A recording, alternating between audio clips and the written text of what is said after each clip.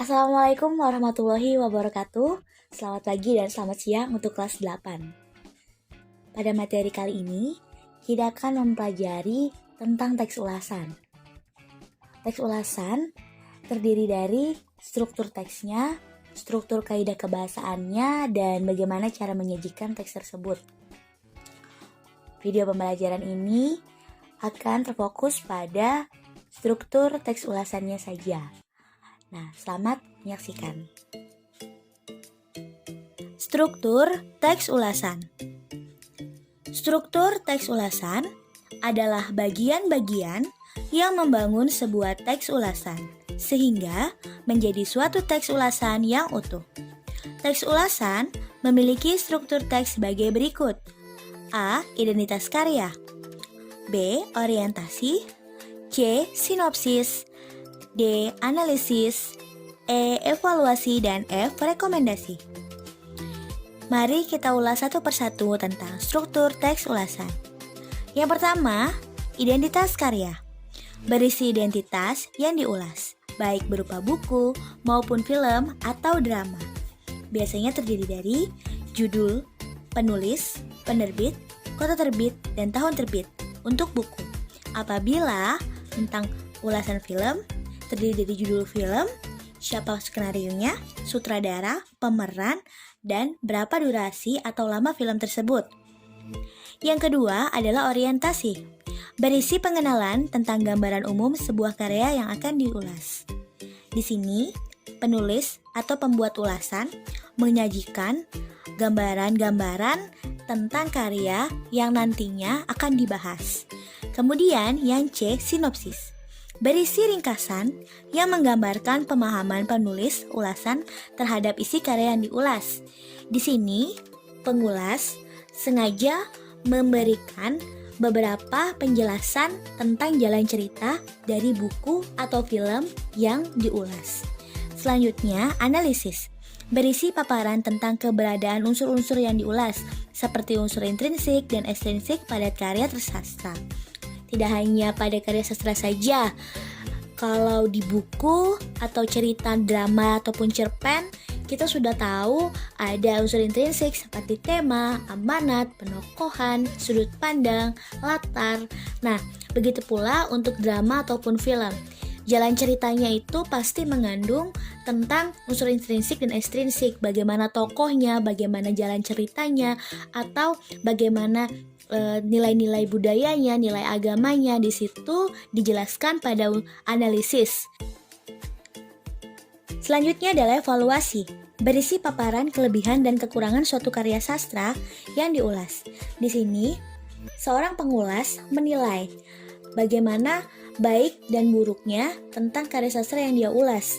Di sini ada penilaian-penilaian objektif, karena ini adalah sebuah ulasan dan seorang pengulas tidak boleh memberikan penilaian sembarangan atau sembrono, harus sesuai dengan penjelasan-penjelasan sebelumnya, karena dia sudah memberikan analisis dan jelas dia sudah mencantumkan sinopsis karya tersebut.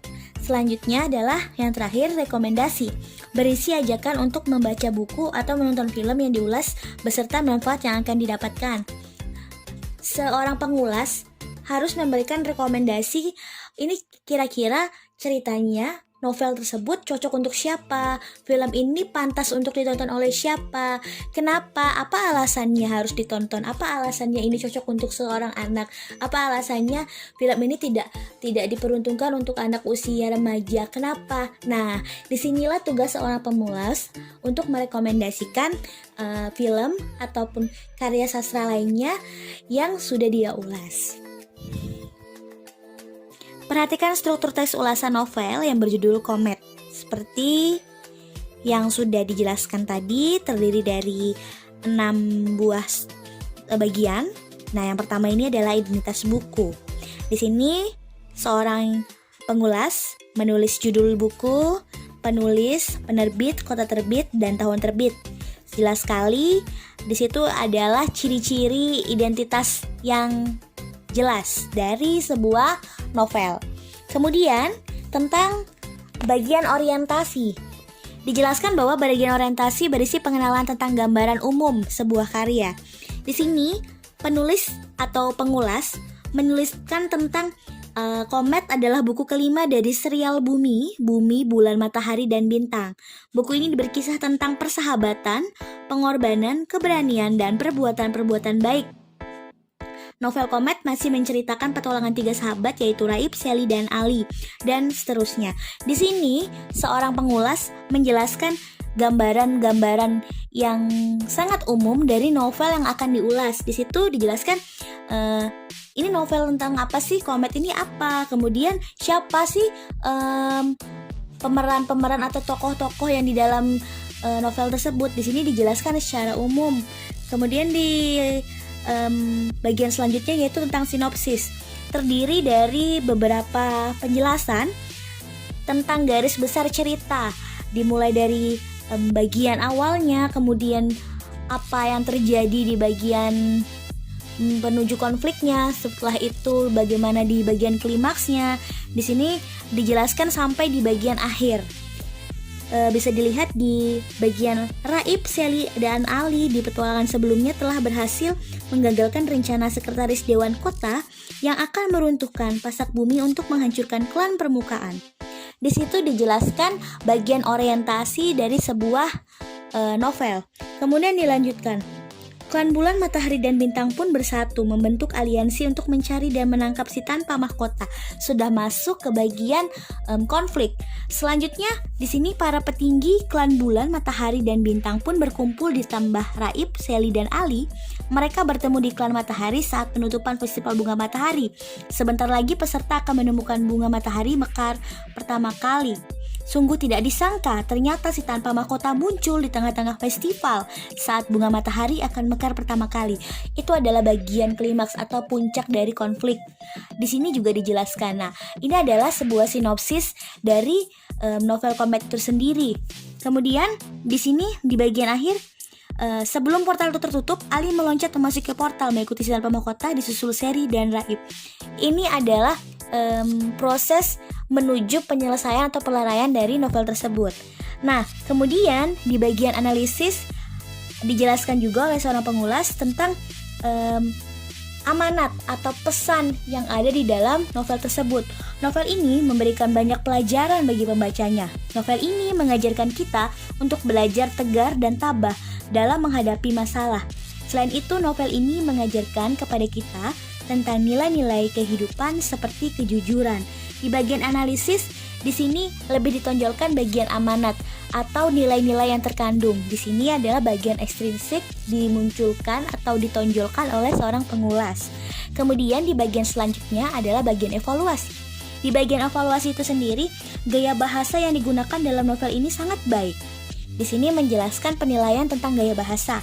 Novel ini disertai dengan humor-humor lucu di tengah-tengah percakapan.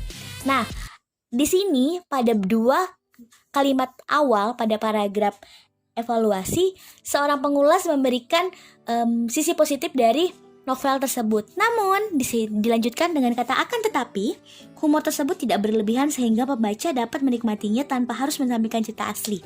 Nah, di bagian namun, di dalam novel ini terdapat banyak typo atau kesalahan ketik merupakan penilaian kekurangan dari novel tersebut. Selain itu, alur cerita mudah ditebak dan ending ceritanya harus berlanjut ke buku berikutnya.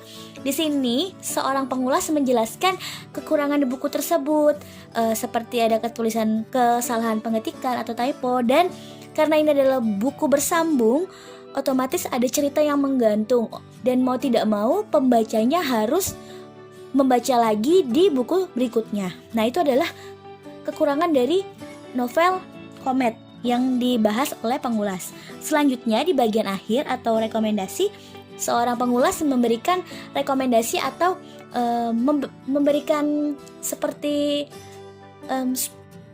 kayak mengajak seseorang membaca buku ini. Kenapa sih?